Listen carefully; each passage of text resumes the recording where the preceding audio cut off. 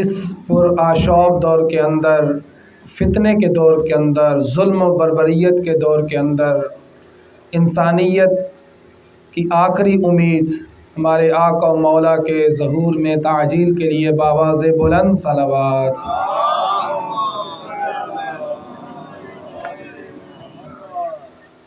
ماشاء اللہ لا حول ولا قوة الا باللہ العلی العظیم۔ توکلت علی الحی الذی لا يموت والحمد للہ الذی لم يتخذ صاحبة ولا ولدا ولم يكن له شريك في الملك ولم يكن له ولي من الذل وكبره تكبيرا۔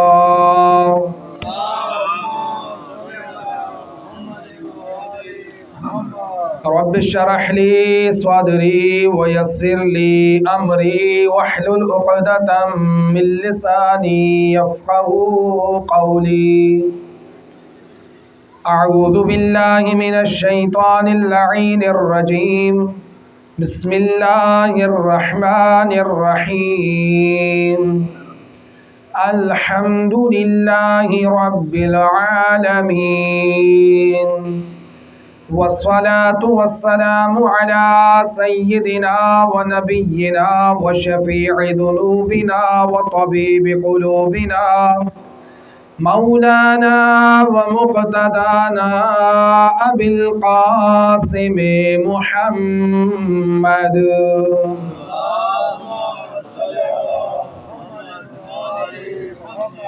وعلى أهل بيته الطيبين الطاهرين المعصومين المنتجبين المنتخبين،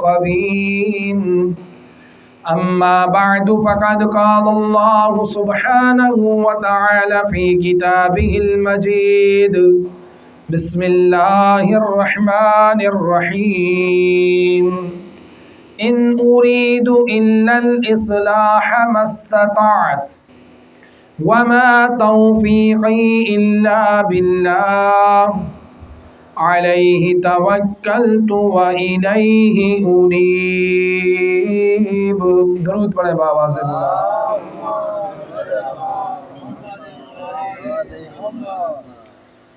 سب سے پہلے دعا ہے کہ پروردگار ان مجالس اعزاء کو ہمیں صحیح معنوں میں مقصد حسینی کے تحت منعقد کرنے، اس سے فائدہ اٹھانے کی توفیق عطا فرمائے۔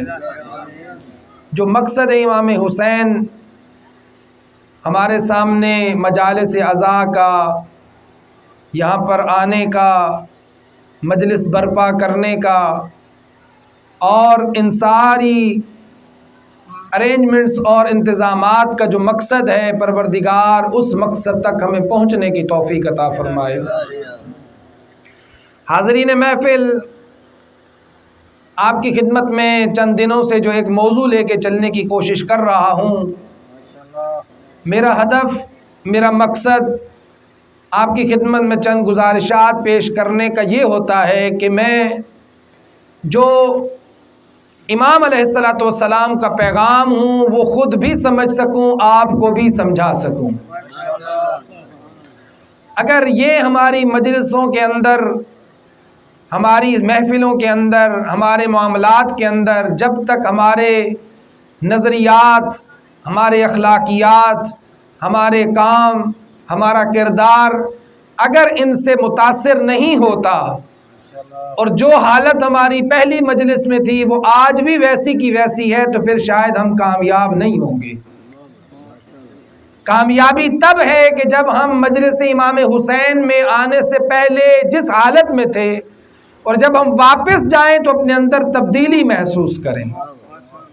اس کو کامیابی کہا جاتا ہے کہ اس پیغام کو، اس نظریے کو، اس فکر کو جو ہمارے سامنے قرآن مجید کی آیت کی شکل میں ہو، روایت کی شکل میں ہو، پیغام کی شکل میں ہو، تاریخ کی شکل میں ہو، اس سے ہم نے کوئی درس لیا ہو اور اس درس کو ہم نے اپنی زندگی پہ لاگو کیا ہو، تو تب جا کر ہم اپنی مجلس کو کامیاب کہہ سکتے ہیں۔ ہمارے یہاں کہا جاتا ہے جی مجلس کیسی پڑھی گئی، کیسی سنی گئی، کتنی بڑی مجلس تھی، کتنے لوگ آئے تھے، کتنی نیاز ملی تھی، کتنے لوگوں نے یہ کیا اور وہ کیا، کتنے نعرے لگے، کوئی کتنا رویا. ہمارے یہاں کامیابی کا یہ معیار کہا جاتا ہے. تو عزیزان محترم، یہ کامیابی کا معیار نہیں ہے. کامیابی کا معیار یہ ہے کہ جو پڑھا گیا کیا وہ صحیح تھا یا غلط تھا. کامیابی کا معیار یہ ہے کہ جو مولا حسین نے پیغام دیا وہ ملا کہ نہیں، وہ سنا کہ نہیں، وہ سمجھ میں آیا کہ نہیں، اس پہ ہم نے عمل کیا کہ نہیں اور کریں گے یا نہیں. یہ کامیابی کا معیار ہے. اب اس میں عمل کرنے والے چاہے ایک بندے ہوں یا پھر 1000 ہوں. یہ ضروری نہیں ہے کہ کوئی 1000 بندہ یہاں پہ مجلس کے لیے آئے گا، بڑی محفل ہوگی، بڑا کوئی پڑھنے والا. ممکن ہے کہ آپ یقین کیجیے ایسے ایسے جگہوں پہ مجالس عزا ہو رہی ہیں، کوئی ان کے پاس شاید کھانے کو بھی کچھ نہیں ہے، ان کے پاس بیٹھنے کے لیے نیچے کوئی چادر یا وہ بھی نہیں ہے. وہ تپتی ریتوں پہ اور ایسی زمینوں پر بیٹھ کر صرف اور صرف ذکر امام حسین اس لیے پڑھتے ہیں کہ اس نے جو قربانی کربلا کے تپتے صحرا میں دی تھی اس کا ہدف تھا انسانیت کو پروموٹ کرنا، انسان کو انسان بنانا. ہمارے یہاں اگر کوئی معیار بنا کے بیٹھا ہے تو وہ اس کا اپنا معیار ہے. سر کتنی زیادہ ہے، دوڑا کتنا لگا ہے، نہیں لگا ہے، یہ اپنی جگہ پر کوشش ہونی چاہیے، لیکن معیار کامیابی یہ نہیں ہے. لہذا آپ آئیں، تشریف لائیں، کوشش کریں ایک لفظ بھی اگر ہم نے، ایک حدیث یا ایک جملہ بھی اگر ہم نے، ایک آیت کا ایک حرف بھی اگر ہم نے سمجھنے کی کوشش کر لی تو ہم نے مقصد مجلس امام حسین پا لیا، ہم نے مقصد پا لیا. جو میں آپ کی خدمت میں ایک آیت مجیدہ لے کے چل رہا ہوں، اس کا بالکل سمپل سا ترجمہ ہے. کیا ارشاد ہو رہا ہے؟ ان اريد الا الاصلاح ما استطعت، میں تو صرف آپ کی اصلاح چاہتا ہوں جتنا میں کر سکوں. عزیزان محترم، کسی کے دل کو اس کے اندر داخل ہونا، اس کے دل کو سمجھانا، یہ ہمارا کام نہیں ہے. ہماری استطاعت، ہمیں حکم اللہ نے یہ دیا ہے کہ بیان کرنا تمہارا کام ہے، دلوں تک پہنچانا میرا کام ہے. آپ کی کوشش یہ ہونی چاہیے کہ آپ اہتمام کے ساتھ تشریف لائیں، سمجھنے کی کوشش کریں. لہٰذا یہ جو آیہ مجیدہ میں نے آپ کی خدمت میں عرض کی نا کہ ہمارا کام اصلاح ہے، اور یہی کام وہ تھا جس کے لیے ہمارے آقا و مولا کربلا میں تشریف لائے، اور انہوں نے اتنا پورا کردار ہمارے سامنے رکھا، اور اس کے ذریعے سے ہم اپنے عقائد کو، اپنی چیزوں کو، اپنے معاملات کو دیکھ رہے ہیں. یہی وجہ ہے ہمارے آقا مولا ابا عبداللہ امام حسین علیہ السلام، درود پڑھیں بآواز بلند، ارشاد فرماتے نظر آتے ہیں: ایھا الناس ان اللہ عز وجل ما خلق العباد الا لیعرفوہ. امام حسین فرماتے ہیں، یہ امام کا جملہ آپ کی خدمت میں کوٹ کر رہا ہوں، اور میری کوشش یہ ہے کہ میں امام کے ان فرامین اور ان کے ان خطبات کو بھی آپ کی خدمت میں عرض کروں جو آپ نے جگہ جگہ پر لوگوں کو سمجھانے کے لیے ادا کیے. اس لیے کہ جو الہی نمائندہ ہوتا ہے، جو اللہ کا حقیقی وارث اور اللہ سبحانہ و تعالیٰ کا حقیقی خلیفہ ہوتا ہے، جو اللہ سبحانہ و تعالیٰ کی طرف سے اپوائنٹڈ ہوتا ہے، اس کی حتماً کوشش یہ ہوتی ہے کہ آخری لحظے تک کوئی شخص رائے ہدایت پہ آ جائے. آخری وقت تک. میرے آقا مولا نے اپنی شہادت سے پہلے تک خطبے دیے، کھڑے ہو کے اپنا تعارف کروایا، سمجھایا کہ شاید یہ بیچارے کسی غلط فہمی میں نہ ہوں، ان کو میرا پتہ نہ ہو، ان کو شاید کسی نے ڈرا کر بھجا کر غفلت میں ادھر بھیج دیا ہو، میری معرفت ہی نہ ہو. لیکن میرا مولا قدم قدم پہ کہتا رہا کہ میں تمہارے نبی کی بیٹی کا بیٹا ہوں، میں کوئی معمولی نہیں ہوں، میرا پیغام سمجھو. اور اصحاب امام حسین بھی بڑھ بڑھ کے یہی کہتے تھے کہ آؤ آج تم آزمائے جا رہے ہو، ایک طرف تمہارے سامنے تمہارا حکمران بیٹھا ہے اور اس طرف زہرا کا لال کھڑا ہوا ہے. آؤ زہرا کے لال کے لشکر میں شامل ہو جاؤ، آؤ علی کے جگر گوشے کو پکڑ لو، اس کے پیچھے چلو، اس کی اتباع کرو. میرے آقا مولا ارشاد فرماتے ہیں: اے لوگو، اللہ سبحانہ و تعالی نے آپ کو خلق کیا تاکہ تم اللہ کی معرفت کو حاصل کر سکو، اللہ کی معرفت کو حاصل کرو۔ تو اصل ہدف ہمارا اللہ سبحانہ و تعالی کی معرفت ہے۔ اگر ہم بہت بڑی ڈگری بھی لے لیں، بہت بڑے عالم بھی بن جائیں، بہت بڑے ڈاکٹر بن جائیں، مختلف اسپیشلائزیشن کر لیں، انجینئر بن جائیں، ڈاکٹر بن جائیں، کچھ بھی ہو جائیں، اگر ہمیں اپنے معبود اور خالق کی معرفت نہیں ہے تو ان کا دنیا تک ہی فائدہ ہے، آخرت میں ان کا کوئی فائدہ نہیں ہے۔ اب اگر آپ میرے ساتھ ساتھ چلتے رہیں گے اور میرے ساتھ ساتھ ہاں میں ہاں ملاتے رہیں گے تو انشاءاللہ مطالب کو اور وضاحت کے ساتھ آپ کی خدمت میں پیش کرنے کی کوشش کروں گا۔ درود پڑھیں محمد و آل محمد کی ذات پر۔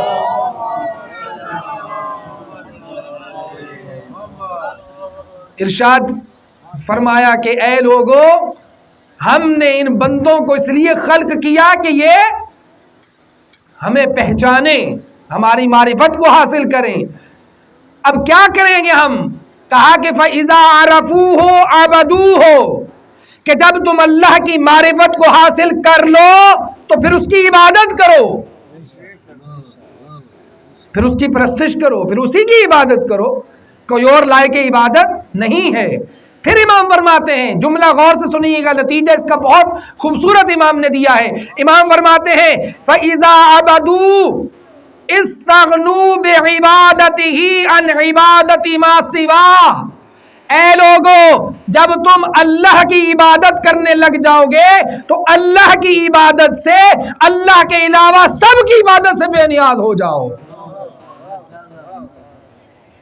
اس لیے کہ جب ایک کی عبادت کرو گے، اس ایک اللہ کو سجدہ کرنا تمہیں ہزاروں جگہوں پہ سجدے کرنے سے بے نیاز کر دے گا۔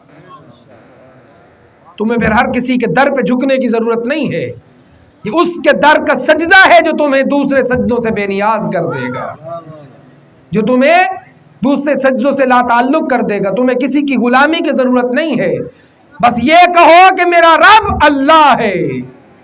قرآن یہی کہہ رہا ہے کہ وہ لوگ جنہوں نے یہ کہا کہ میرا رب اللہ ہے، ثم استقاموا، اس کے اوپر ڈٹ گئے، ثابت قدم ہو گئے، تتنزل علیہم الملائکہ، ان کے اوپر ملائک نازل ہوتے ہیں اور کیا کہتے ہیں؟ اللہ تخافوا، نہ ڈرو، ولا تحزنوا، غم نہ کرو، وابشروا بالجنۃ التی کنتم توعدون، اور تم کو ہم بشارت دیتے ہیں اس جنت کی جس کا تم سے وعدہ کیا گیا ہے۔ شرط ہے کہ تم اللہ کی عبادت کے اوپر قائم ہو جاؤ۔ پھر ارشاد فرماتے ہیں، ایک شخص آتا ہے اسی طرح سے امام کو اسی حدیث کے آخر میں کہتا ہے، یا ابن رسول اللہ بأبی انت و امی فما معرفت اللہ، اے اللہ کے رسول ہمیں بتلائیے کہ اللہ کی معرفت کیا ہے۔ توجہ کیجئے گا عزیزان محترم، اللہ کی معرفت کیا ہے؟ میرے آقا و مولا نے فرمایا، معرفت اہل کل زمان امامہم الذی یجب علیہم طاعتہ، اللہ کی معرفت یہ ہے کہ اے انسان تو اپنے اس امام کی معرفت حاصل کر جس کی اطاعت تجھ پہ اللہ نے واجب قرار دی ہے۔ نعرہ تکبیر،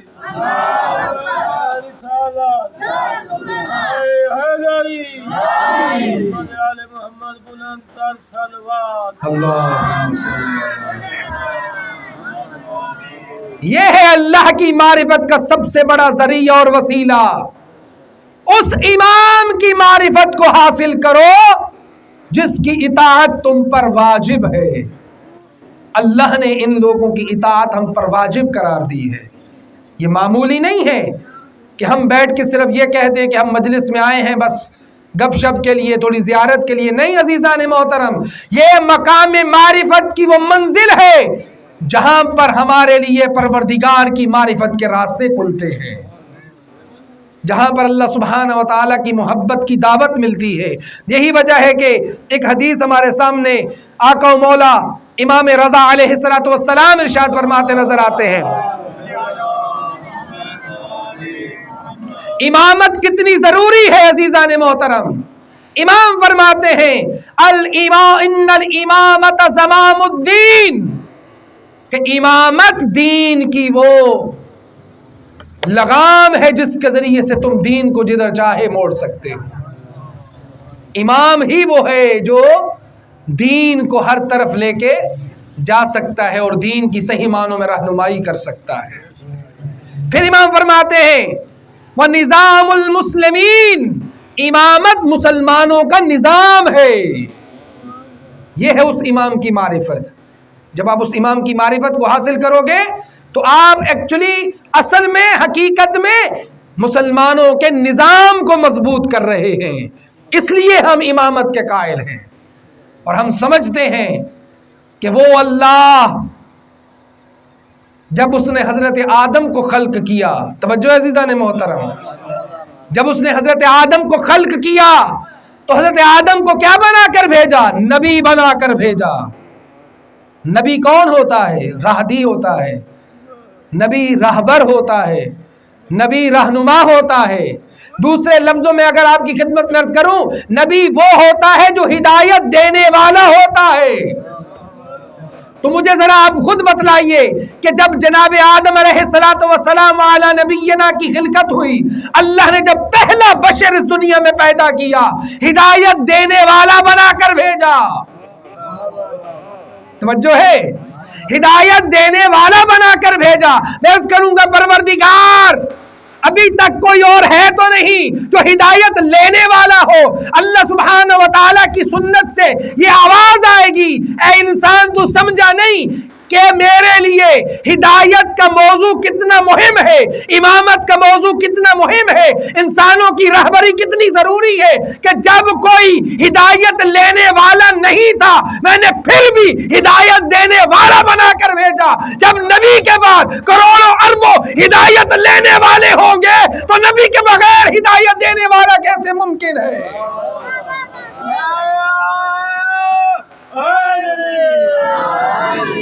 تو نبی کے بغیر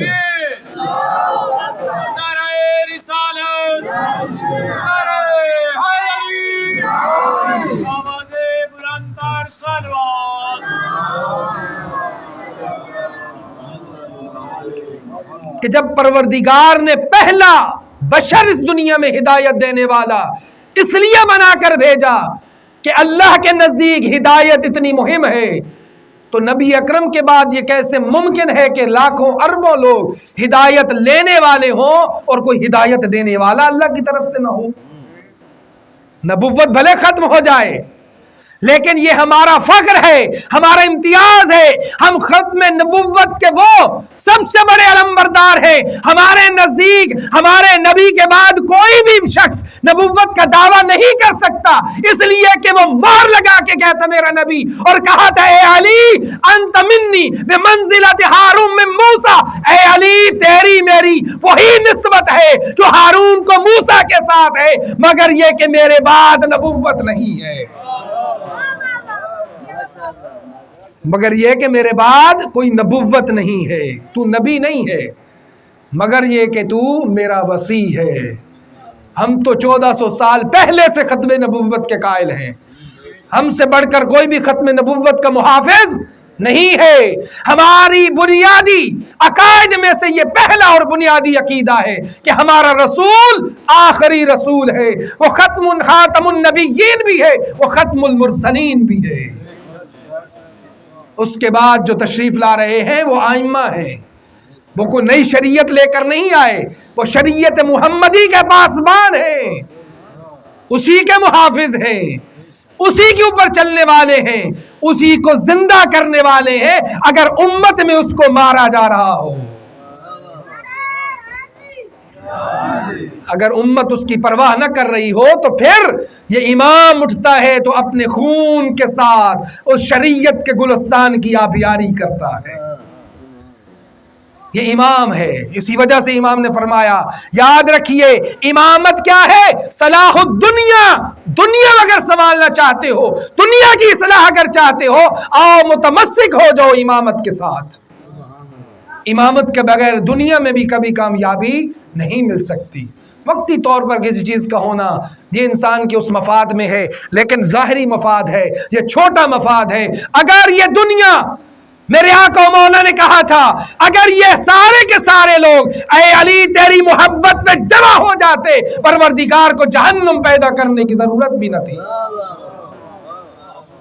امامت اتنی مہم چیز ہے، امامت اتنی اعلیٰ اور ہمارے لیے اتنی مفید چیز تھی کہ اگر ہم ایک امام طاہر و مطہر، عالم، متقی اور اکمل ترین انسان کی امامت میں اکٹھے ہو جاتے تو آج دنیا کا نقشہ ہی کچھ اور ہوتا، آج دنیا کی طرز ہی کچھ اور ہوتی، شاید ادھر جنت میں جانے کی ضرورت نہ تھی، ادھر ہی جنت محسوس ہوتی۔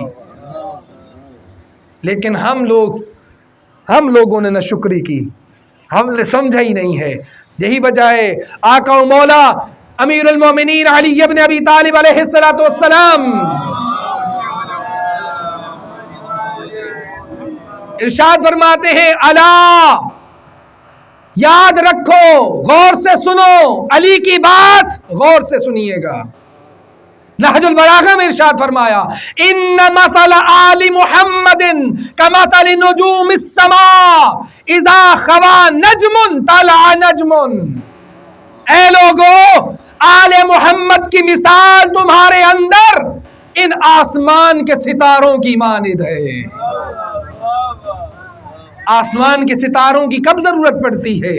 عزیزان محترم، یہ تاریخ بشر کا ایک اتنا بڑا سچ اور حقیقت ہے کہ جب کالی سیاہ رات کے اندر کوئی بھٹک جاتا تھا سمندروں میں، بیابانوں میں، ریگستانوں میں، تو وہ ستاروں کو دیکھ کر اپنا راستہ تلاش کیا کرتے تھے، ہے نا؟ اسی آج بھی ہمارے بزرگ بیٹھے ہیں، ان کو پتا ہوتا ہے کہ جب صبح کا ایک سورج، ایک ستارہ نکلتا ہے تو وہ فجر کا وقت ہوتا ہے۔ ہمارے بزرگ آپ کی جو تھوڑے عرصے پہلے کی بات ہے، آج تو ٹائم، گھڑیاں، سب کچھ آ چکی، لیکن ہمارے بزرگ ہمیں بتایا کرتے تھے کہ ایک طرف سے ہم ستارہ دیکھ کر صبح کی نماز پڑھا کرتے تھے، یا ہم تہجد کے لیے اٹھا کرتے تھے، یا ہمیں پتا ہوتا تھا کہ یہ رات کون سے وقت کی رات ہے، یہ رات کا کون سا پہر ہے۔ عزیزان محترم، اس پوری کائنات کے اندر جس طرح سے ستارے آسمان پر انسانوں کی ہدایت کا ذریعہ بنتے ہیں، آؤ تاریخ بشریت کے اندر اس کے سیاہ اس طلوع کے اندر اگر تم ہدایت لینا چاہتے ہو، آل محمد چمکتے ہوئے ستاروں کی مانند ہے۔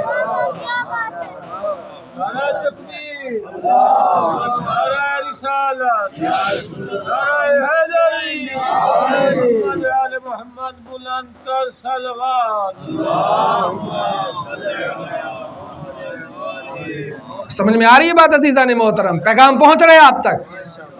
آل محمد علیہ السلام ان ستاروں کی مانند ہیں، ان نجوم کی مانند ہیں جو آسمان پر موجود ہے۔ اس انسان کو جب کوئی خطرہ ہو، جب اس کے سامنے دنیا پرستی کا اندھیرا ہو، جب شہوت ہی شہوت ہو، اور جب اس کو سمجھ کچھ نہ آ رہی ہو، صرف ایک کام کرو، آل محمد کی سیرت پہ چل کے دکھاؤ، اللہ ہر قسم کے اندھیرے کو ختم کر دے گا۔ پھر اندھیری راتوں کا کوئی ڈر نہیں ہے، پھر یہ سفر پھر چلتا ہی جائے گا، اور پھر کبھی بھی انشاءاللہ اپنی منزل پہ جا پہنچے گا۔ امام فرماتے ہیں یہ ایسا نظام دیا پروردگار نے، نہج البلاغہ میں امیر المومنین نے فرمایا اذا خوا نجم طلع نجم آخر، یہ آل محمد وہ ستارے ہیں جب کوئی ایک ستارہ ڈوبتا ہے تو دوسرا طلوع ہو جاتا ہے، اس لیے کہ اس انسانیت کی ہدایت مقصود ہے۔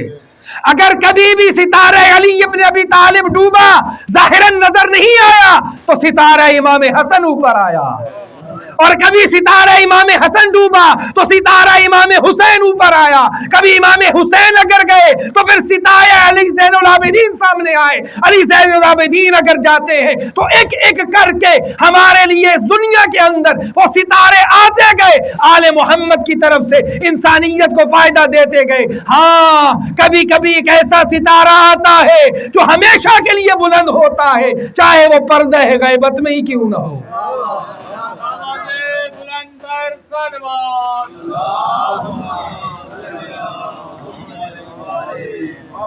چاہے وہ پردہ غیبت میں ہی کیوں نہ ہو، لیکن ستارہ آل محمد موجود ہے، اس کی برکت اس کی ہدایت، اس کی روشنی اور اس کی برکت ہمارے لیے اسی طرح سے میسر ہے. اور اسی وجہ سے امام نے فرمایا فَكَأَنَّكُمْ قَدْ تَكَامَلَتْ مِنَ اللَّهِ فِيكُمُ الثَّنَاءِ. اور یاد رکھنا یہ آل محمد ہی تو ہیں جن کی وجہ سے اللہ نے تمہاری نعمتوں کو مکمل کر دیا.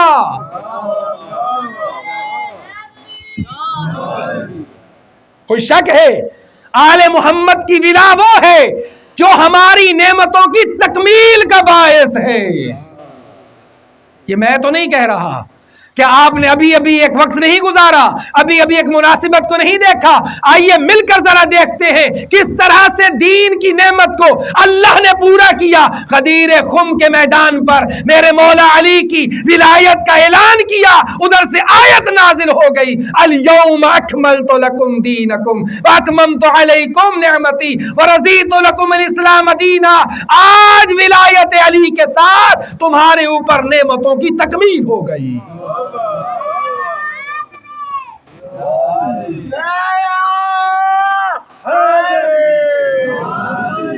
آج آل محمد کی محبت کے وجوب کے ساتھ، آج میرے مولا کی ولایت کے اعلان کے ساتھ دین الہی جس کو پروردگار نے چنا ہے وہ مکمل ہو گیا،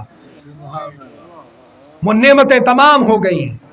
یہ ہے آل محمد کی نعمتوں کا اتمام. اور پھر خود مولا علی فرماتے ہیں وَأَرَاكُمْ مَا كُنْتُمْ تَعْمَلُونَ. اور اللہ نے تمہیں آل محمد کے ذریعے سے ہر وہ چیز دکھا دی جو تم چاہتے تھے. ہم کیا چاہتے تھے؟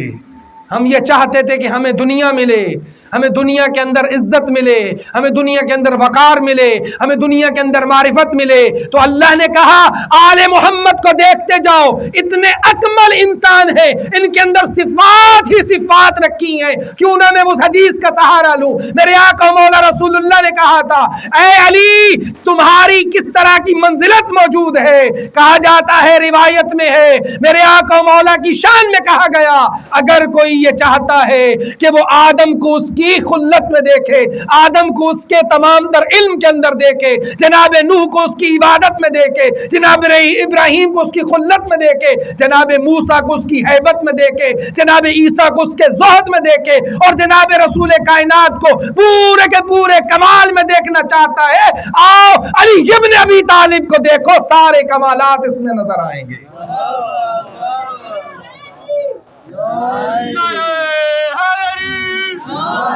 یہ ہے جو ہم چاہتے تھے کہ ہماری معرفت مکمل ہو، ہمارا شرف مکمل ہو. اس لیے کہ جب ہادی اور رہبر و رہنما عالم ہوگا، ہادی رہنما جب جانتا ہوگا تو ہمیں بھی منزل تک پہنچائے گا. کبھی آپ نے ایسی گاڑی پہ، ایسی سواری پہ سوار کرنے کا کبھی تجربہ کیا ہو کہ آپ جب تیار ہو کے گھر سے بیگ سامان لے کر کسی گاڑی پہ سوار ہو کر آپ کہیں کہ مجھے لاہور جانا ہے، اور آپ جا کر اس سواری پہ سوار ہو جائیں، گاڑی پہ سوار ہو جائیں، اور ڈرائیور یہ کہے کہ بھائی مجھے نہیں پتا لاہور کدھر ہے، تو کیا حال ہوگا؟ ہمارا عالم کیا ہوگا؟ ہم کہیں گے عجیب بات ہے، گاڑی میں تم جو دعویٰ کر رہے ہو وہ تو لاہور جا رہی ہے، لیکن اگر تمہیں سفر اور راستوں کی منزل کا پتہ ہی نہیں ہے تو پھر آپ آگے بیٹھ کر رہبری کی سیٹ میں کیوں بیٹھ گئے؟ یہاں پر تو اسے ہونا چاہیے جس کی یہ طاقت ہو کہ وہ نہ صرف زمین کے راستوں کو جانتا ہو، وہ آسمان کے راستوں سے بھی واقف ہو.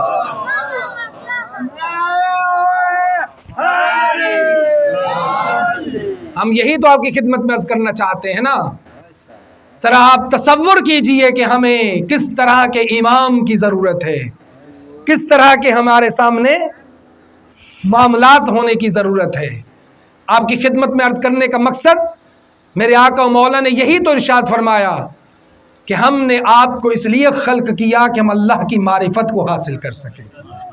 جب اللہ کی معرفت ہوگی تو ہم اس کی عبادت کریں گے، اور اللہ کی عبادت میں طاقت یہ ہے کہ دنیا کی ہر شے کی عبادت سے تمہیں بے نیاز کر دے گی. اور اس کے بارے میں علامہ اقبال کا ایک شعر جو تھوڑا بہت میرے ذہن میں آ رہا ہے، ایک سجدہ جو گزرتا ہے تجھ پہ گراں، کتنے سجدوں سے تجھے بے نیاز کرتا ہے. اس کا لب لباب یہی ہے. یہ جو ہم جس سجدے کو اتنا مشکل سے ادا کرنے کے لیے تیار ہوتے ہیں، نماز، عبادت، یہ ہمارے مذہب اور ہماری تعلیم کا بنیادی جز ہے. یہ وہ سیرت کا وہ روشن پہلو ہے جس کے بارے میں ہمارے ائمہ علیہ الصلوۃ والسلام نے اپنی جان تک نشاور کر دی. صلی علی درود پڑھیں بابا سے بلند.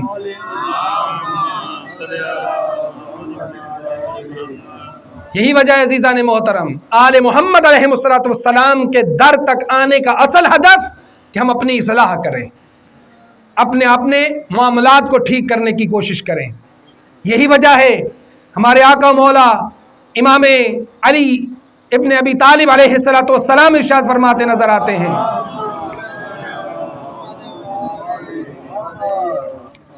ہمارے معاملات کے اندر، اپنے دین کے معاملات ہوں، عقائد کے معاملات ہوں یا عمل اور اخلاق کے معاملات ہوں، سب سے بنیادی عقیدہ جب ہم ذکر کرتے ہیں اللہ سبحانہ و تعالیٰ کی توحید کے بعد، وہ عقیدہ عدل ہے.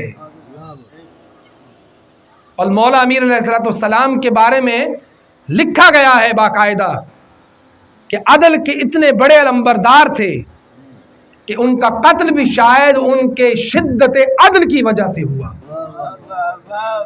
کہ وہ کوئی کمپرومائز نہیں کرتے تھے. لوگوں نے سوچا کہ جس طرح دوسرے دور کے اندر ہمیں مراعات مل رہی تھیں، ہمارے معاملات ٹھیک چل رہے تھے، آؤ جا کر علی ابن ابی طالب کی جا کر بیعت کرتے ہیں. بہت سارے لوگوں نے اس نیت سے بیعت کی تھی کہ ہماری دنیا کے معاملات ٹھیک ہو جائیں، ہماری دنیا بن جائے گی. لیکن شاید ان کو پتہ نہیں تھا کہ علی ابن ابی طالب جب اپنی خلافت کے اس منبر پہ آتا ہے اور جب وہ اپنی طاقت کا استعمال صرف اس لیے کرتا ہے کہ وہ عدل کو نافذ کرے، عدل کو قائم کرے، کسی پہ زیادتی اس کی حکومت میں تصور ہی نہیں ہو سکتی. اور امام علیہ الصلوۃ والسلام نے اپنی حکومت لینے کا ہدف ہی یہی بتایا کہ میں تاکہ ظالم کو اس کے ظلم سے محفوظ کروں اور مظلوم کا اس کا حق ادا سے سکوں. ہمارا شیعہ اثنا عشریہ کا جو عقیدہ عدل ہے، میں ذرا پہلے اس کی طرف آتا ہوں اور پھر میں اس کے اسرار و رموز آپ کی خدمت میں عرض کرتا ہوں. توجہ عزیزان محترم، درود پڑھیں محمد و آل محمد کی ذات پر.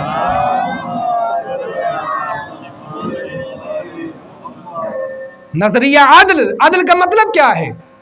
عدل کا مطلب ہوتا ہے چیز کو اس کی حیثیت اور اس کے مقام پر رکھنا. ہمارے یہاں عدل سمجھا جاتا ہے سب کو ایک طرح کے برابری کے حقوق دینا. مساوات عدل نہیں ہوتا. عدل یہ ہوتا ہے کہ جو جس چیز کا مستحق ہے اس کے استحقاق کی بنیاد پر اس کو عطا کرنا، اس کو عدل کہا جاتا ہے. مثلا اب اگر کوئی شخص یہ کہہ دے کہ گھر میں ایک چھوٹا شخص بھی ہے ایک بڑا بھی ہے، یا اسکول کے اندر یا مدرسہ کے اندر ایک بڑا طالب علم بھی ہے چھوٹا طالب علم بھی ہے، تو عدل کا تقاضا یہ ہے کہ بڑے کی جتنی ضرورت ہے اس کو اتنا دیا جائے، چھوٹے کی جتنی ضرورت ہے اس کو اتنا دیا جائے. عدل یہ ہے.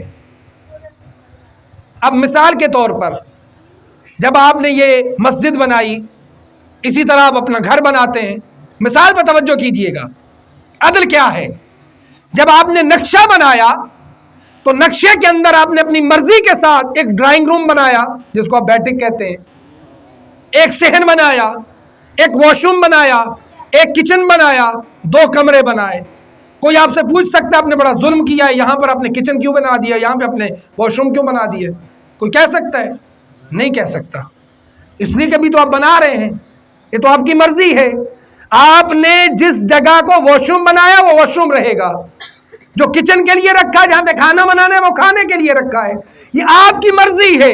لیکن اگر خدا نخواستہ کوئی شخص کچن والی جگہ پر واش روم کا کام کرنا شروع کر دے اور واش روم میں جا کر کھانا بنانا شروع کر دے تو کہے گا یار یہ کیا عقل ہے تمہاری؟ واش روم اس لیے نہیں تھا کہ وہاں پر کھانا بنایا جائے، کہا جائے گا کہ یہ ظلم ہے، اس لیے کہ واش روم اس لیے بنا تھا کہ وہاں پر طہارت کی جائے، کچن اس لیے بنا تھا کہ وہاں پر کھانا بنایا جائے، اس لیے کہا جاتا ہے جس کام کو جس جگہ کے لیے رکھا گیا تھا وہاں پر کرنے کا نام عدل ہے۔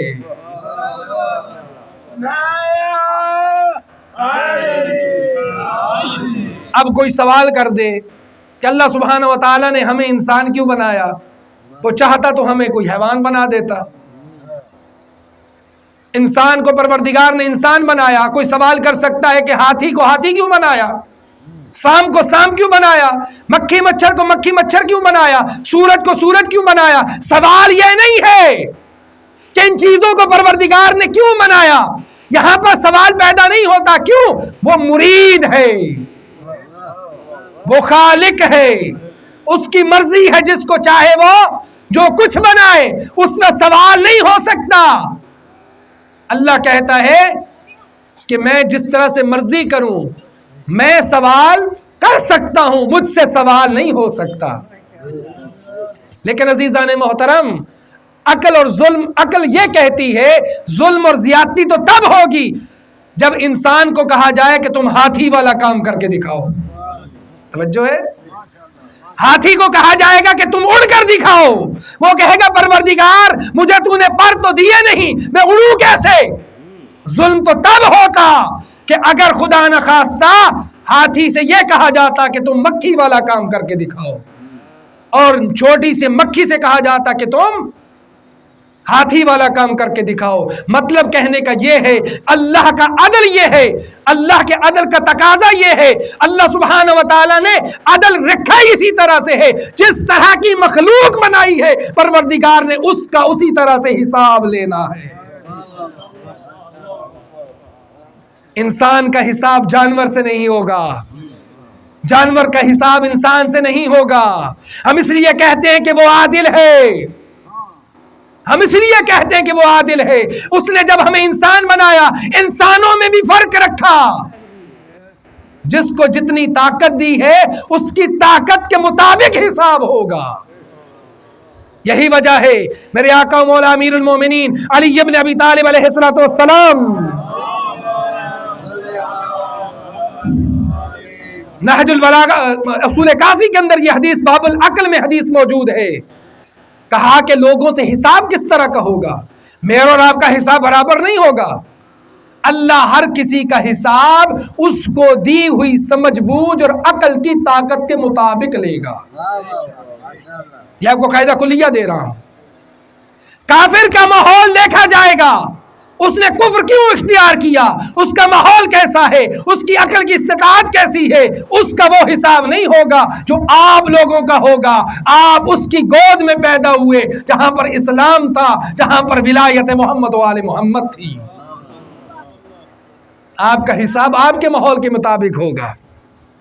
تلک امت قد خلت، سورہ بقرہ میں ارشاد ہو رہا ہے وہ امت تھی جو گزر گئی، آپ کے بزرگوں، آپ کے اجداد۔ آپ کہتے ہیں نا کہ ہم یہ کام کیوں کر رہے ہیں، ہمارے آباء و اجداد کرتے تھے، نہیں عزیزان محترم، یہ کوئی دلیل نہیں ہے۔ ہمارے کتنے بہت سارے ایسے ارباب موجود ہیں یہاں پر جو ہے وہ ساتھی موجود ہیں، جب ہم نے ہمارے آباء و اجداد نے جس چیز کو حق سمجھا اس حق پہ ڈٹ گئے، جب ان کو یہ لگا کہ حق ادھر ہے تو وہ ادھر آ گئے، انہوں نے کوئی کمپرومائز نہ کیا۔ ہم علی کو علی اس لیے ہی تو مانتے ہیں نا، اس نے ہمیں ہماری عقل کو آزاد رکھنے کا درس دیا ہے۔ ہم دنیا کے غلام نہیں ہیں، ہم دولت کے پجاری نہیں ہیں، ہم شہرت کے دلدادہ نہیں ہیں، ہمارے سامنے دلیل ہونی چاہیے، اور جس زمانے میں آئے گی اسی زمانے میں ہم اللہ کے اس دلیل کے بندے بن جائیں گے۔ یہ ہمارا فریضہ ہے، ہماری عقل ہے، ہم سے یہی پوچھا جائے گا۔ تو عدل الہی کیا ہے؟ عدل الہی یہ ہے کہ پروردگار نے جس کو جو طاقت دی ہے اس کے مطابق حساب و کتاب ہوگا۔ اب مجھے عزیزان محترم ایک بات بتلائیے، یہ عقیدہ کیوں رکھا گیا؟ اس کی وضاحت بڑی ضروری ہے۔ شروع میں جب یہ تاریخ کا پس منظر آپ کی خدمت میں عرض کرنا چاہتا ہوں، درود پڑھیں محمد و آل محمد کی ذات پر۔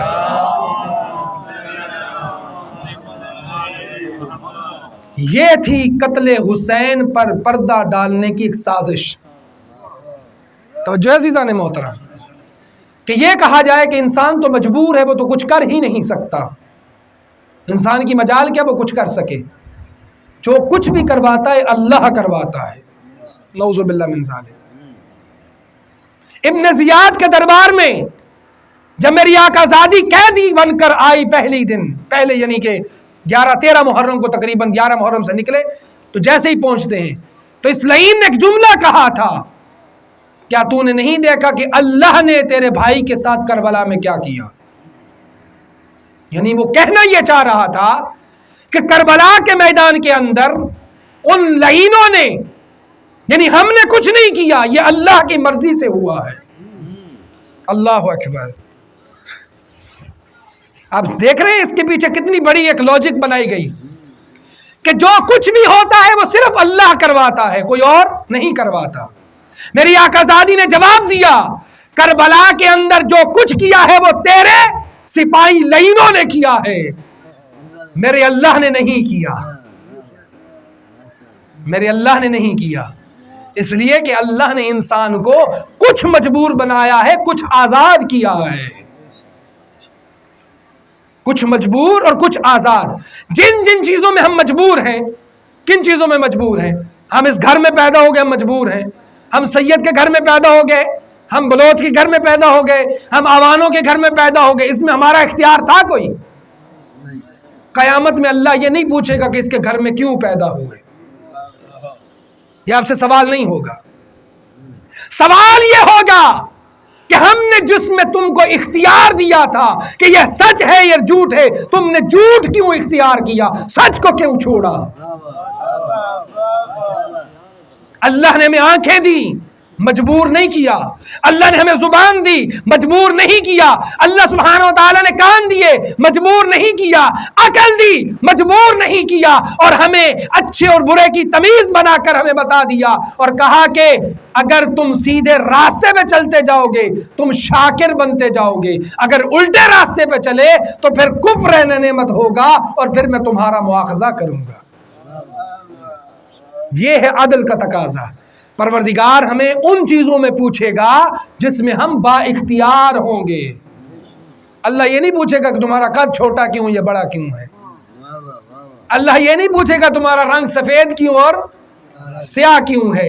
اللہ سبحانہ و تعالیٰ یہ نہیں پوچھے گا کہ تمہارے جو ہے وہ خاندان میں یہ معاملہ کیا ہے اور وہ معاملہ کیا ہے. نہیں، اللہ کہے گا میں نے تجھے ہاتھ دیا تھا، کیا یتیم کے سر پہ رکھا یا اس کو تھپڑ مارا؟ یہ پوچھا جائے گا.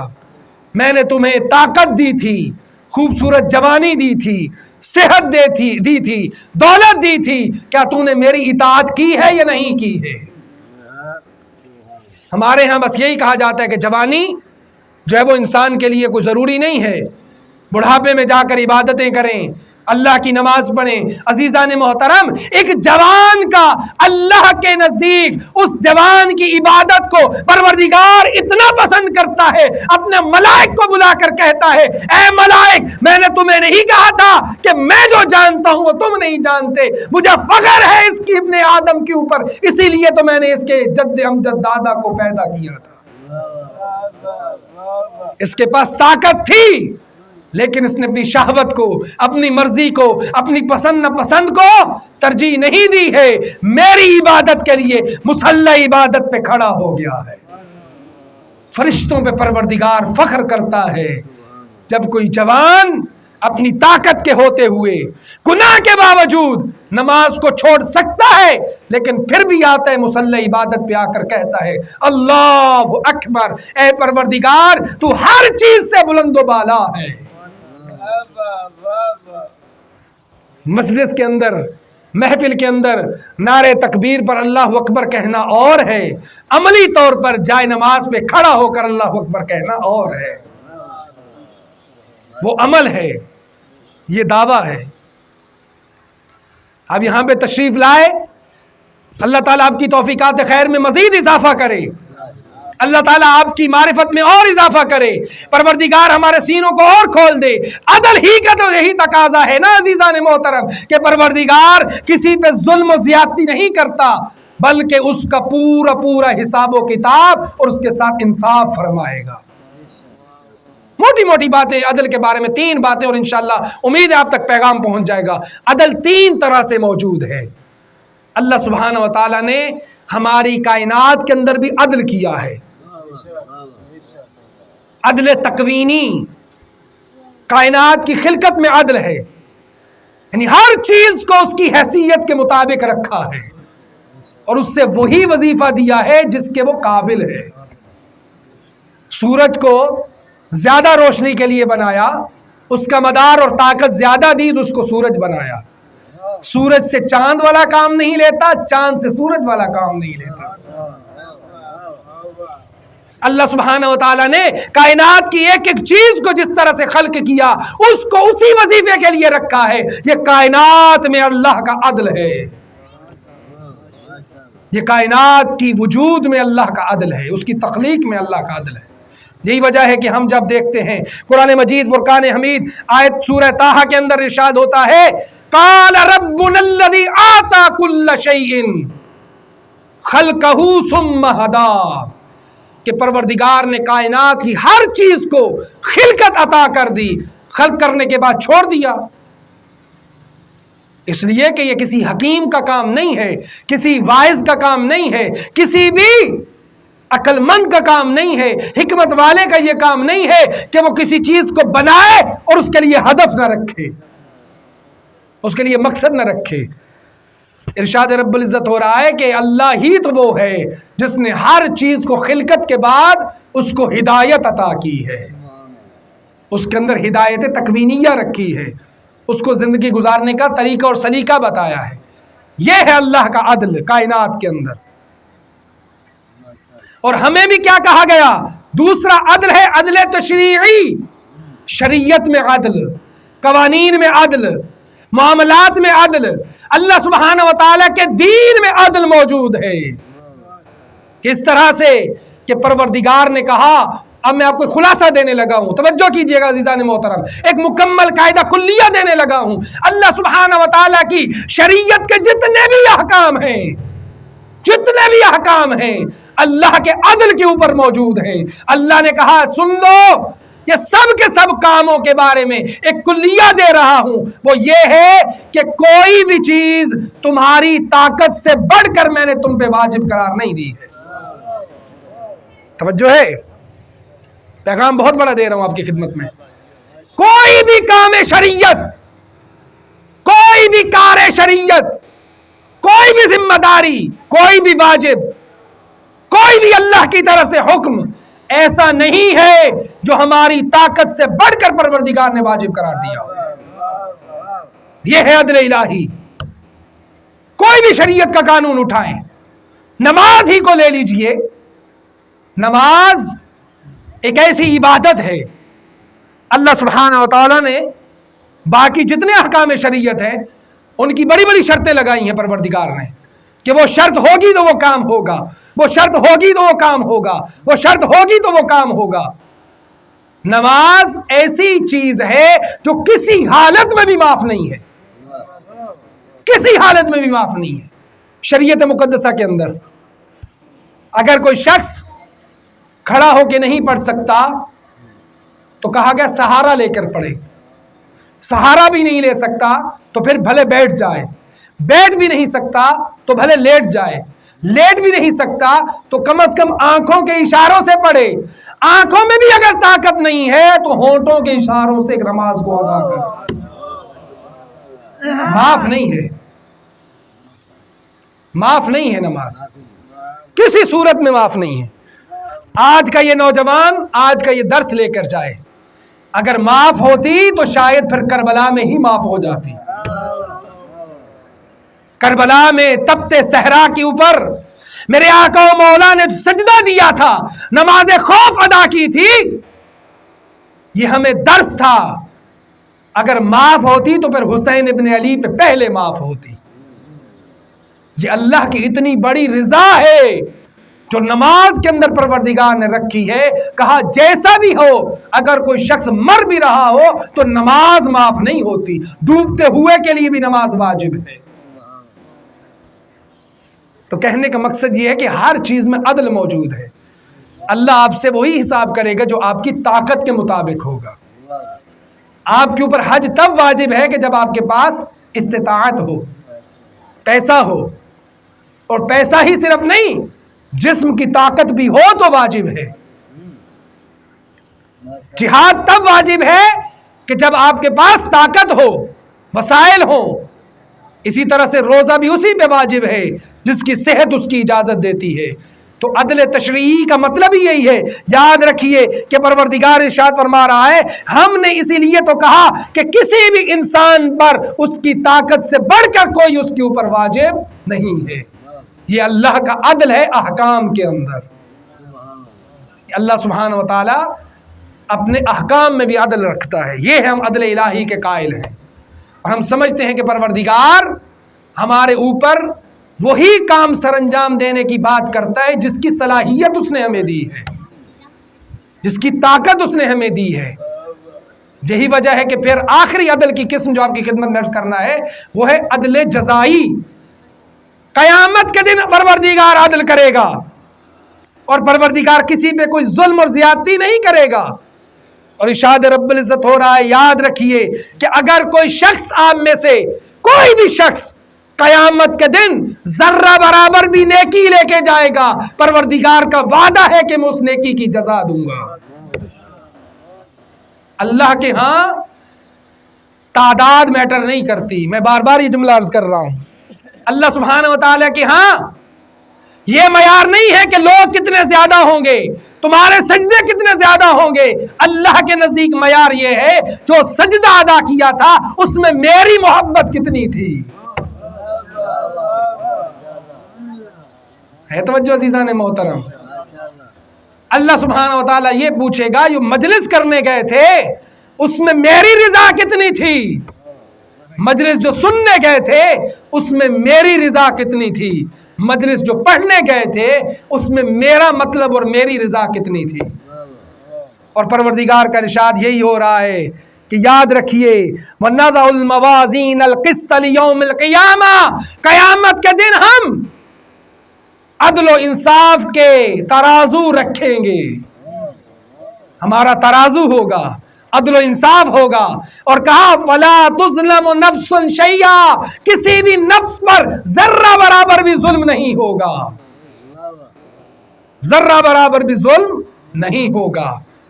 وَإِن كَانَ مِثْقَالَ حَبَّةٍ مِّنْ خَرْدَلٍ أَتَيْنَا بِهَا وَكَفَى بِنَا حَاسِبِينَ، اگر کوئی شخص ایک ذرہ برابر بھی نیکی کرے گا ہم اس کو بھی اکاؤنٹ کریں گے، اس کو بھی شمار کریں گے. اور پھر دوسری جگہ پہ بھی یہی ارشاد ہوتا ہے نا وَمَن يَعْمَلْ مِثْقَالَ ذَرَّةٍ خَيْرًا يَرَى وَمَن يَعْمَلْ مِثْقَالَ ذَرَّةٍ شَرًّا يَرَى، اگر کوئی شخص ذرہ برابر بھی نیکی کرے گا ہم اس کو بھی لے کر آئیں گے، وہ دیکھے گا. اور اگر ذرہ برابر برائی کرے گا ہم اس کو بھی لے کر آئیں گے. ہم سے بڑھ کر حساب کرنے والا کون ہے؟ یہ عدل الہی ہے. لیکن ایک پیغام ہے عزیزان محترم، ہمیشہ ہمارے معصومین علیہ الصلوۃ والسلام نے ہمیں تعلیم دیا ہے. درود پڑھیں باز ہو. ہمیں یہ پیغام یہ دیا ہے کہ اللہ سے عدل کی بجائے اللہ کے فضل کا سوال کرنا. اگر وہ عدل کرے گا نا تو پھر ہمارے پلے کچھ رہے گا نہیں، پھر ہم شاید کچھ پیش کرنے کے قابل نہیں ہوں گے. کیا ہماری نمازیں، کیا ہمارا سجدہ، جو پڑھتے ہیں، جو نہیں پڑھتے پھر انہوں نے کہا اللہ ہی حافظ ہے. اگر نماز کی اہمیت ہم نے کربلا سے نہیں سیکھی، مجلس حسین سے اگر ہم نے یہ درس نماز کا نہیں لیا عزیزان محترم تو پھر ہم نے کچھ نہیں لیا. اگر ہم نماز کے پابند نہیں ہیں، یہ آقا و مولا اہل بیت علیہ الصلوۃ والسلام کی طرف سے متفق علیہ حدیث ہے ان قبلت ما سوا ان ردت ما سوا. اگر نماز قبول ہو گئی ہر چیز قبول ہو جائے گی، اگر نماز رد کر دی گئی کچھ بھی قبول نہ ہوگا. یہ متفق علیہ فیصلہ ہے. کوئی شخص کسی گمنڈ میں نہ رہے کہ میرے لیے دعویٰ ایمان کافی ہے، محبت کافی ہے. نہیں عزیزان محترم، اس محبت کا تقاضا یہ ہے کہ ہم نماز میں غفلت نہ کریں. اور جو میں آپ کی خدمت میں عرض کر رہا ہوں نا، معصومین فرماتے ہیں ہمیں یہ دعا مانگنی چاہیے، اللہم عاملنا بفضلک ولا تعاملنا بعدلک یا کریم، اے پروردگار ہمارے ساتھ اپنے فضل کے ذریعے معاملہ کرنا، ہمارے ساتھ عدل نہ کرنا۔ اور یہ شعر کسی پنجابی شاعر کا ہی ہے جو آپ نے سنا ہوگا بے شمار دفعہ، عدل کریں تاں تھر تھر کمبن اچیاں شانہ والے، یہ فضل کریں تاں بخشے جاون میں جے منہ کالے۔ تو ہمیشہ ہمیں اللہ سبحانہ و تعالیٰ کے فضل کی دعا کرنی چاہیے۔ اے پروردگار ہم پہ فضل جس طرح سے تو نے ہمیں انسان بنا کر کیا، ہم پر فضل تو نے ہمیں صاحب عقل بنا کر کیا، ہمیں پر فضل تو نے صاحب ایمان بنا کر کیا، ہم پر فضل تو نے مسلمان بنا کر کیا، اور اس سے بڑھ کر ہمیں کل ایمان کا شدائی بنایا ہے۔ پروردگار ہمارے ساتھ یہ بھی فضل کر کہ ہمارے معاملے کو تو فضل کے ساتھ دیکھ، عدل کے ساتھ نہ دیکھ۔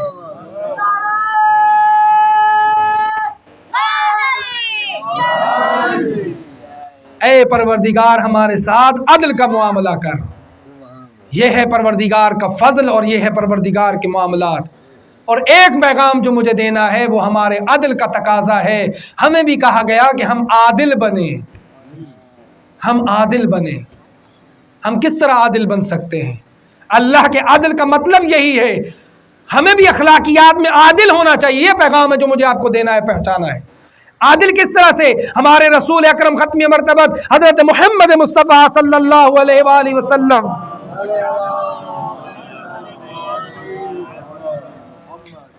رسول اکرم فرماتے ہیں، من صاحب الناس بالذی یحب ان یصاحبوہ کان عادلا۔ اگر کوئی شخص یہ دیکھنا چاہتا ہے نا کہ عادل کون ہے،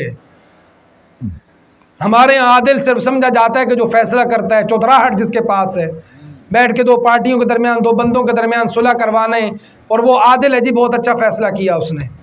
نہیں، ایک معاشرتی عدل بتا رہا ہوں، یہ ہمارے معاشرے کی سب سے بڑی مسائل کا حل اسی کے اندر ہے۔ ہمارے رسول نے ہمیں بتلایا، اگر تم دیکھنا چاہتے ہو کہ عادل کون ہے، عادل وہ ہے کہ جو لوگوں کے ساتھ ویسے ہی معاملہ کرے جس طرح وہ پسند کرتا ہے کہ لوگ اس کے ساتھ معاملہ کریں۔ یہی پیغام۔ اگر آپ چاہتے ہو کہ لوگ آپ کی عزت کریں، آپ کا احترام کریں، مشکل وقت میں آپ کا ساتھ دیں، آپ کی غیبت نہ کریں، تو پھر آپ بھی لوگوں کے ساتھ یہی کر کے دکھاؤ نا۔ میں چاہتا ہوں میری اولاد میری عزت کرے، تو کیا میں اپنے باپ کی عزت کر رہا ہوں؟ میں چاہتا ہوں کہ میں اپنے میرے بچے میری عزت کریں، تو کیا میں نے اپنے والدین کا احترام کیا، ان کے حقوق کا خیال کیا؟ کیا میں نے ان کے حقوق ان کو ادا کیے؟ یہ تو کوئی بات نہ ہوئی۔ ایک عجیب سا محاورہ ہے کہ جب میں بہو بن کر آئی تھی یا جب میں داماد تھا تو میں بہت اچھا تھا، اور جب میں سسر بن گیا ہوں تو اب میرے داماد برے ہیں، یعنی میں ٹھیک ہوں۔ یہ تو غلط بات ہے۔ جس طرح کا معاملہ آپ دوسروں کے ساتھ کرو گے، آپ کے ساتھ بھی ویسے ہی معاملہ ہوگا۔ اگر عزت چاہتے ہو تو پھر لوگوں کو عزت دو۔ اگر تم یہ چاہتے ہو کہ تمہارا مقام ہو، لوگوں کو بھی مقام دو۔ اگر چاہتے ہو کہ لوگ تمہارے خیر خواہ ہوں تو پھر لوگوں کے خیر خواہ بنو۔ اس کو عادل کہا جاتا ہے۔ یہ عدل ہے جو معاشرتی عدل ہمارے وقت کی ضرورت ہے، اور اس کا تقاضا یہی ہے کہ ہم صحیح معنوں میں معاشرے کے اندر عدل و انصاف قائم کریں۔ اس کی وجہ یہی ہے کہ ہمارا ایمان جو اس وقت منتظر ہے، اس کا سب سے بڑا مشن ہی یہی ہے کہ وہ اس کائنات کو عدل و انصاف سے بھرے گا، جس طرح کے ظلم و جور سے یہ کائنات بھر چکی ہوگی۔ عقائد میں عدل کیا ہوتا ہے؟ ہر چیز میں عدل کا تقاضا کیا ہے؟ عقائد میں عدل یہ ہے کہ ہم اللہ کو اللہ بنائیں، اس کے بندوں کو بندہ ہی رہنے دیں۔ جب ہم خدا نخواستہ اللہ کی عظمت کو کم کریں گے اور ان کے بندوں کو، جو اس کے بندے ہیں، جو اس کے ولی ہیں، جو اس کے نبی ہیں، جو اس کے اوصیاء ہیں، ان کو ہم خدا نخواستہ اگر ہم نے وہ اللہ کا مرتبہ دے دیا تو یہ عقائد میں ظلم ہے۔ یہ میں نہیں کہہ رہا، قرآن مجید نے کہا ہے کہ یاد رکھنا ان اللہ لا یغفر ان یشرک بہ ویغفر ما دون ذلک لمن یشاء، کہ پروردگار ہر چیز کو معاف کر دے گا لیکن شرک کو معاف نہیں کرے گا۔ ان الشرک لظلم عظیم، شرک بہت بڑا ظلم ہے۔ اللہ کے مقام پہ لے گئے تم لوگ، یہ اللہ کے بندے ہیں، یہ ہمیں اللہ کی طرف لے جانے آئے ہیں، نہ کہ خود اللہ بننے آئے تھے، نہ کہ خود یہ رب بننے آئے تھے۔ انہوں نے ہمیں خدا کی پہچان کروانی ہے اور انہی کی جان پہچان کروائی ہے۔ ان کا لہجہ لہجہ دنیا کے اندر ایک ایک سانس صرف اللہ کی رضا کے لیے آیا تھا اور اپنے معبود کی پہچان کے لیے آیا تھا۔ یہی وجہ ہے کہ ہمارے سامنے ہمارے آقا مولا امیر المومنین علی ابن ابی طالب علیہ السلام کا ارشاد ہے۔ بڑا خوبصورت جملہ آپ کی خدمت میں نظر کرنا چاہتا ہوں۔ میرے آقا مولا ارشاد فرماتے ہیں، یہ ذرا توجہ کیجئے گا کہ اگر اللہ کی معرفت اس ایول تک آ گئی، اللہ کی معرفت میں اب اتنے آگے بڑھ گئے، امام فرماتے نظر آتے ہیں لو عرفتم اللہ حق معرفتہ لمشیتم علی البحور ولزالت بدعائکم الجبال، اگر تم نے اللہ کی صحیح معنوں میں معرفت کو حاصل کر لیا، اگر تم صحیح معنوں میں اللہ کی معرفت تک پہنچ گئے، اس کی معرفت کا صدقہ یہ ہوگا تم پانیوں پہ چلنا شروع ہو جاؤ گے۔ کائنات تمہارے سامنے کوئی ویلیو نہیں رکھے گی، پھر یہ کائنات تمہارے لیے مسخر ہوگی اور تمہاری دعا سے پہاڑ بھی اپنی جگہ سے ہل جائے گا۔ یہ اللہ کی حق معرفت اور اللہ سبحانہ و تعالیٰ کی حق معرفت کا نتیجہ اور ثمر جو ہمارے معصوم امام ہمیں بتلا رہے ہیں۔ شرط یہ ہے کہ ہم اللہ کی معرفت کی طرف آئیں، ہم اللہ سبحانہ و تعالیٰ کو اس کی معرفت کے مطابق جاننے پہچاننے کی کوشش کریں۔ یہی بنیادی عقائد جو میں نے آپ کی خدمت میں مختصراً عرض کیے ہیں، یہ ہمارے بنیادی عقائد ہیں، اس کے اوپر ہمارا عقیدہ اتنا ہی کافی ہے۔ انشاءاللہ جو ہم تلقین کے موقع پر مردے سے سوال کرتے ہوئے اس سے جواب توقع کر رہے ہوتے ہیں، وہی جواب ہمارے عقیدے میں ہونے چاہیے۔ ایک شخصیت جناب عبدالعظیم حسنی، آپ نے شاید نام سنا ہوگا، جلیل القدر شخصیت، امام حسن مجتبی کے چوتھے لڑی سے یا چوتھی نسل سے ان کا تعلق ہے۔ ہمارے 10ویں امام، 9ویں امام اور 8ویں امام کی صحبت کا بھی شرف حاصل ہے۔ عبدالعظیم حسنی، حسنی سادات کا چشم و چراغ، میرے مولا امام حسن مجتبی کی اولاد، اپنے شرف اور اپنی عزت اور اپنے کمال کی وجہ سے 3 اماموں کی صحبت اور ان کا شرف حاصل کیا۔ اور یہ ہے طریقہ جو عبدالعظیم حسنی ہمیں بتا رہے ہیں۔ اہل بیت نبوت سے تعلق ہے، لیکن امام تو نہیں تھے نا، لیکن امام کے پاس جا کر کہتے ہیں کہ میرا کچھ عقیدہ ہے، یا امام مجھے بتائیے کہ یہ صحیح ہے یا غلط ہے، میری رہنمائی فرما دیں۔ ہم سمجھتے ہیں کہ نہیں ہم ٹھیک ہیں، ہم نے جو عقیدہ بنا لیا، ہمارے پاس نہ علم ہے، نہ ہمارے پاس کتاب ہے، نہ ہمیں قرآن کی تعلیم کا صحیح پتہ ہے۔ وہ جن کے پاس تمام معرفت موجود ہے، لیکن وہ اپنے عقیدے کو اپنے امام حاضر اور امام وقت کے سامنے پیش کر کے ان سے تصدیق کی مہر لگواتے ہیں۔ یہ ہے طریقہ اور اسلوب۔ اپنا عقیدہ بنانا ہے نا، تو اس کے ساتھ ہمیں اپنے معصوم امام اور قرآن کی تائید رکھنا ضروری ہے۔ عقیدہ ہماری مرضیوں کا نہیں بن سکتا، میرا یہ عقیدہ ہے، میں یہ ہوں، نہیں۔ عبدالعظیم حسنی کیا کہتے ہیں؟ کہا دخلت علی سیدی علی ابن محمد علیہ السلام، میں اپنے آقا و مولا امام علی ابن محمد النقی علیہ السلام کے پاس پہنچا اور کہا کہ اے میرے آقا، انہوں نے جب مجھے دیکھا کہا مرحبا بکا یا ابو القاسم، ان کی کنیت ابو القاسم تھی، اے ابو القاسم مرحبا، ویلکم، خوش آمدید۔ کہا کہ انت ولینا حقا، جیسے میں نے آپ کی خدمت میں عرض کیا تھا نا کہ ہماری دعوی محبت کافی نہیں ہے جب تک کہ امام کی طرف سے یہ نہ ملے کہ ہاں تو ہمارا ولی اور دوست ہے۔ امام نے اسے کہا اے عبدالعظیم حسنی تو ہی تو ہمارا سچا بہترین ماننے والا ہے۔ خوش آمدید۔ میرا مولا امام 10واں امام خوشی سے باغ باغ ہو گیا اور کہا کہ یبن رسول اللہ، سوال اس سے کرتے عبدالعظیم حسنی امام سے، انی ارید ان اعرض علیک دینی، میں چاہتا یہ ہوں کہ میں اپنا عقیدہ آپ کے سامنے پیش کروں۔ بس یہ عقیدہ آپ کی خدمت میں عرض کرنا ہے، بس یہی میرا پیغام جو انشاءاللہ پہنچ چکا اب تک۔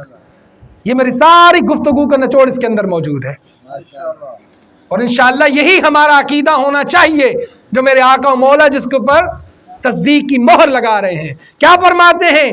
انی اقول، میرے آقا نے فرمایا یبن رسول اللہ کہ کیجئے کہ میں اپنا عقیدہ آپ کے سامنے پیش کرنا چاہتا ہوں۔ میرے آقا نے کہا ہاں عبدالعظیم آپ بیان کیجئے۔ کہا کہ میں نے کہا ان اللہ تبارک و تعالی واحد، میرا پہلا عقیدہ یہ ہے کہ اللہ سبحانہ و تعالی یکتا ہے، واحد ہے۔ وَأَنَّ مُحَمَّدًا عَبْدُهُ وَرَسُولُهُ خَاتَمُ النَّبِيِّينَ، میرے عقیدے کا دوسرا پہلو یہ ہے کہ میں یہ گواہی دیتا ہوں کہ محمد صلی اللہ علیہ وآلہ وسلم اللہ کے بندے بھی ہیں، اللہ کے رسول بھی ہیں اور وہ خاتم النبیین ہیں، ان کے بعد کوئی اور نبی نہیں ہے۔ فلا نبی بعدہ الی یوم القیامہ، قیامت تک میرے نبی کے بعد کوئی نبی نہیں ہوگا۔ آج سے 1200 سال پہلے کا عقیدہ بیان کیا جا رہا ہے۔ قانون آج کل ہم پاس کر رہے ہیں کہ خاتم النبیین کے اوپر کیا قانون پیش کیا جائے۔ ہمارے آقا و مولا کی طرف سے ہمیں یہ شیعہ کا ترہ امتیاز ہے کہ ہم پہلے دن سے نبوت کے خاتم ہونے کی ایمان بھی رکھتے ہیں، یقین بھی رکھتے ہیں۔ پھر کیا فرماتے ہیں؟ وَأَقُولُ ان الامام والخلیفۃ ولی الامر بعدہ امیر المؤمنین، کہ میں اپنے نبی کی نبوت اور رسالت کے بعد کسی کو خلیفہ اور امیر مانتا ہوں تو وہ علی ابن ابی طالب ہے، ان کی میں امامت کا قائل ہوں، میں ان کو اپنا امام اور اپنا ولی اور اپنا خلیفہ مانتا ہوں۔ ثم الحسن، پھر امام حسن کو مانتا ہوں، ثم الحسین، ثم علی ابن الحسین، ثم محمد ابن علی، ثم جعفر ابن محمد، ثم موسیٰ ابن جعفر، ثم علی ابن موسیٰ، ثم محمد ابن علی، ثم انت مولایا۔ درود پڑھے محمد و آل محمد کے ساتھ۔ 10ویں امام علی ابن محمد